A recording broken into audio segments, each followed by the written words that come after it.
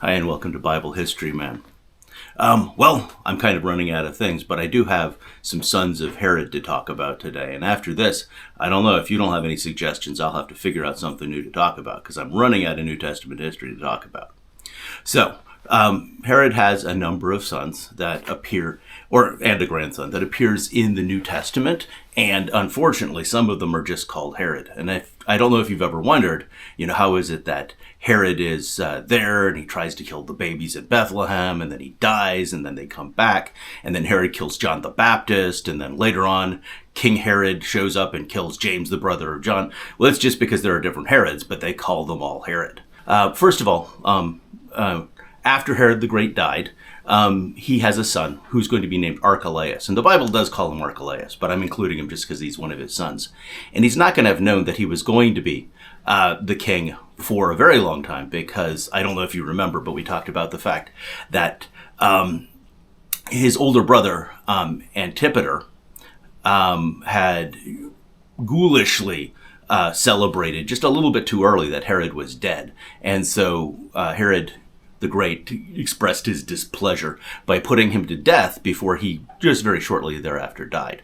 And then Archelaus inherited the throne after Herod was king, but he didn't stay king for very long. What happened was that while Herod the Great enjoyed the friendship of Caesar, and rebelling against him was like rebelling against Rome, Archelaus, he didn't get along all that well with Caesar. He didn't have a good relationship, and people complained, and he said, I'll do better. And then people complained, and, he just never really hit it off, and Caesar just kicked him out. He banished him off to Gaul. And so that's the end of Archelaus. And then Caesar is going to decide that Judea does not need to be a kingdom anymore. It can be a province. And so he's going to put Jerusalem under a governor, but he's going to take Archelaus' younger brother by Malchus of Samaria and make him tetrarch of Galilee and Perea, which is the area where Jesus would minister, and then the area on the other side of the Jordan near Judea.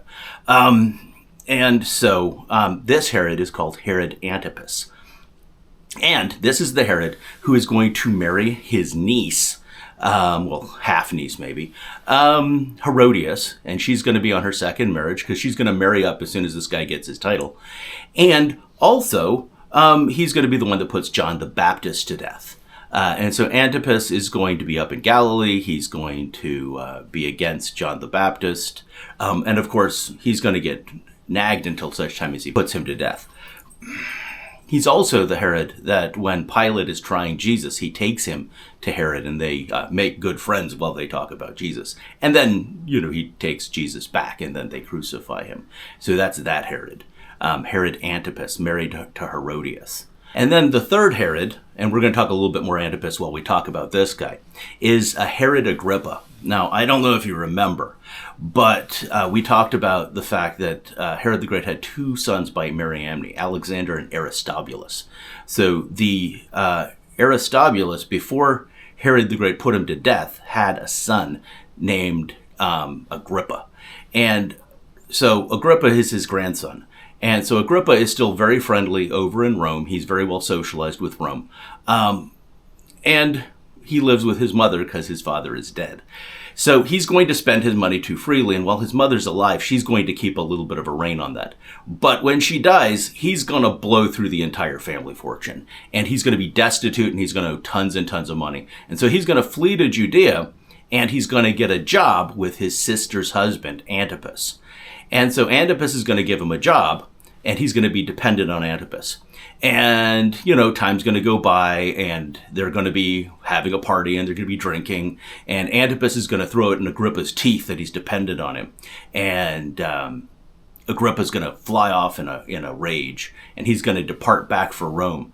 But he's going to have a problem because he owes all these people money, and he's not going to be allowed into the presence of Caesar, by this point, Tiberius Caesar, until such time as he has taken care of his debts. But fortunately for him, he's able to sting someone for the money and also to get some money. And so he's going to be allowed to hang out in the presence of Caesar, where he is going to start making fast friends with Gaius Caesar, who later is going to be referred to as Caligula.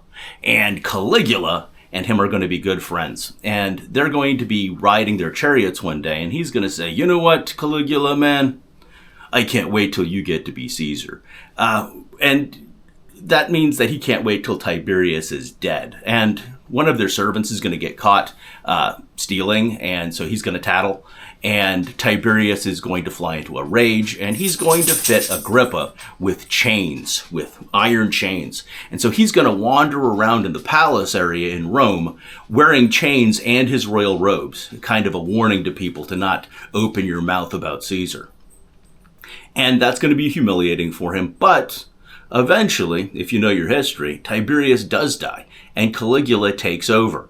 And he's like, man, you were such a good friend to me. I'm going to give you gold chains at the same weight and value, or the same weight as the iron chains you had. And so he's going to give him chains of gold.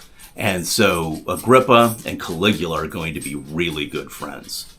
And Caligula is going to say, hey, man, wasn't your grandfather king of Israel? Agrippa is going to say, well, yeah, he was, man.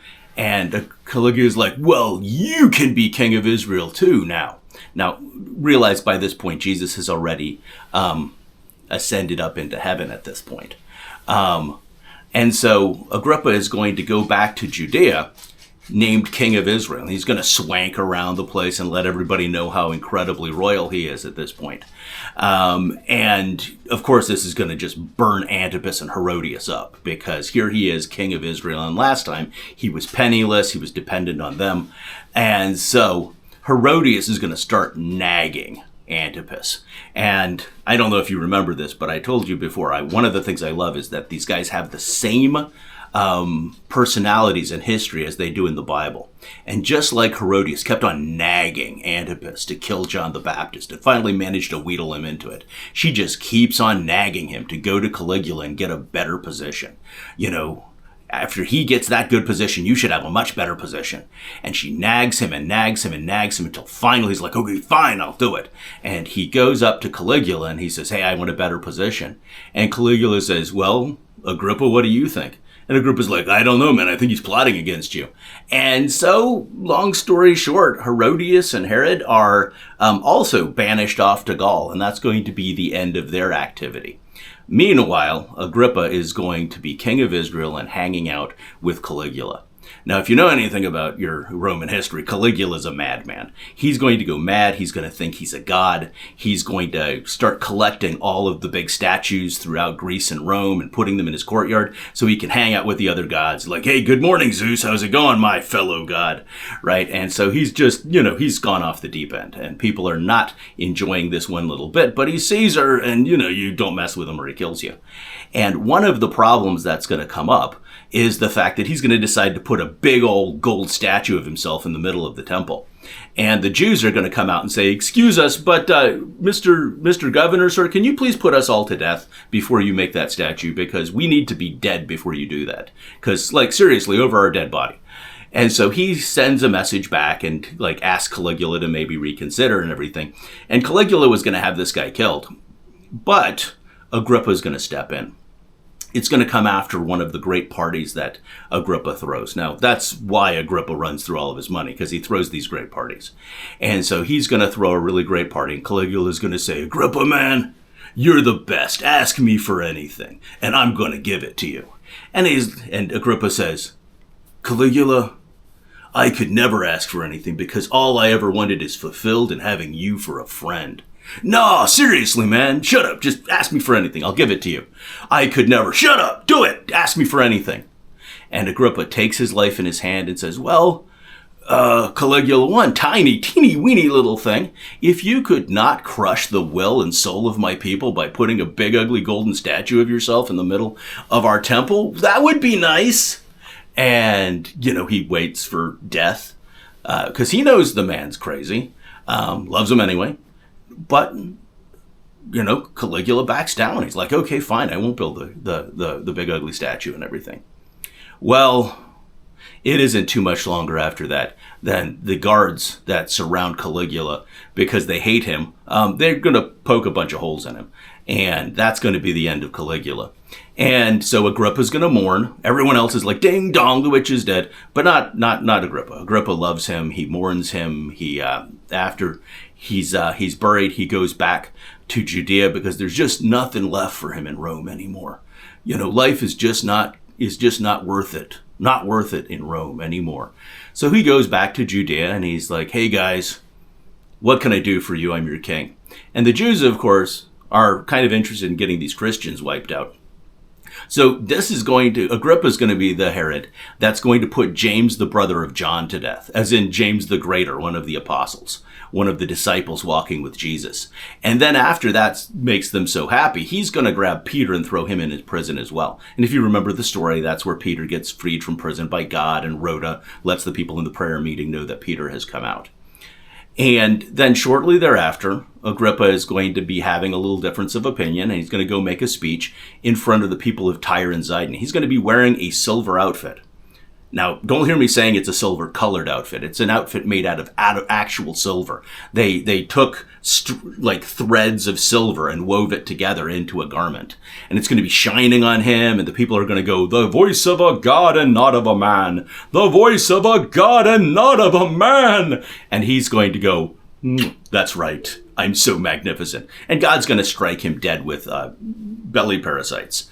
And this is recorded both in Josephus and in the book of Acts. So it's something that was pretty big deal and pretty important.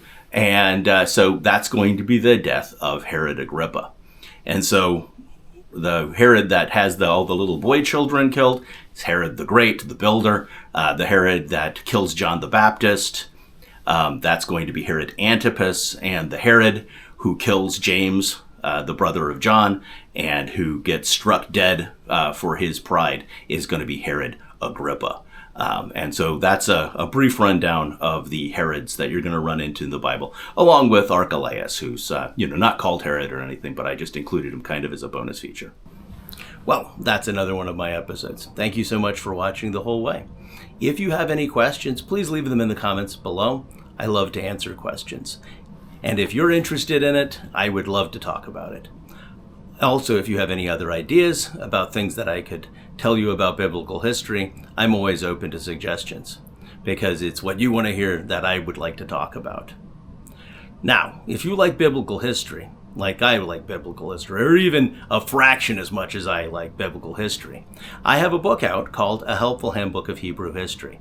And it's available on WisePath Books or Amazon.com, and the links are in the comments below.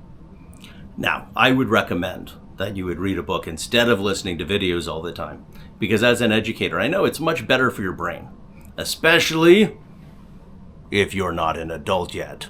If you're still a youth, your brain is better if you read. So I would recommend that you read that book.